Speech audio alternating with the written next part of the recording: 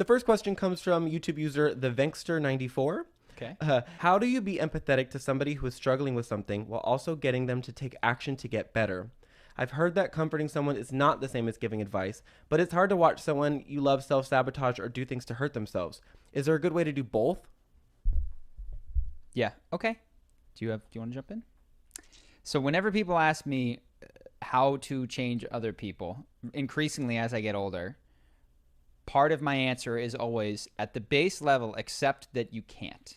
You can influence, which might increase your probability of getting a shift in them, but there's nothing I can say, and you need to let go of the hope that if I do this, then they will change. It also depends what they're doing. Sure. If someone is complaining about their consistent relationship issues and they say, I don't know what to do, that's a great opportunity to go, would you like me to give you my advice? But if they're saying, I got cheated on and it's horrible and I'm so depressed and I just feel so betrayed, that is an opportunity to comfort them and not necessarily to go, well, do you want to know my advice? Well, regardless, I actually think that's a great question, and it can be sometimes obtuse, but I've said it, you've said it. Is this a conversation you want me to listen, or is this a conversation where you'd like my advice to try to change things?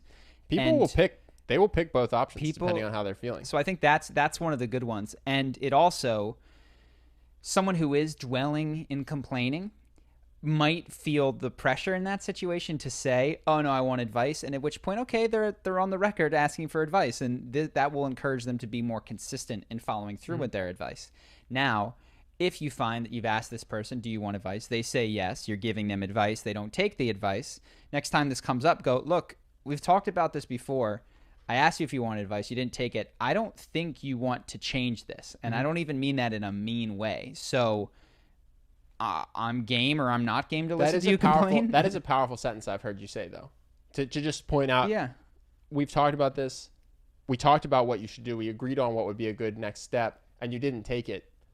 I don't think that you want to fix this. I've seen a lot of people kind of that makes them realize that they're not actually trying to fix the problem. Sure. It's a very powerful sentence. Yeah, and I think should be said, this becomes easier when you let go of changing them and stopping them from hurting themselves. It's not an attack. It's just this is what I'm witnessing in you, and so I'll behave not like a psycho who continues to give the same advice repeatedly. Just let's get on the same page. You don't want to change this, and that's where you are. That is, yeah, that is. that is the case, and I am willing to listen to you. Or right now, I'd rather not commiserate over the same problem. It also depends on where you're at. Yeah. If you want to be the person that they are leaning on and you like that role, go for it.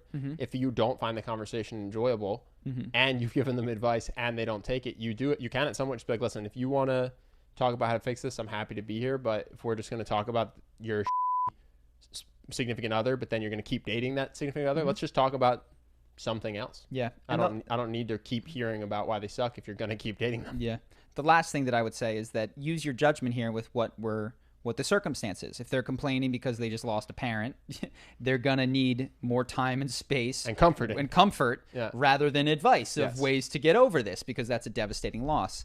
So depending on whatever it is in their life, you need to use your own judgment of what is an appropriate grieving, complaining, comfort span here, and at what point would it be most healthy for this person to shift into changing, or to have me no longer be there as that crying shoulder. But I do think that there's a time in almost any situation for comfort.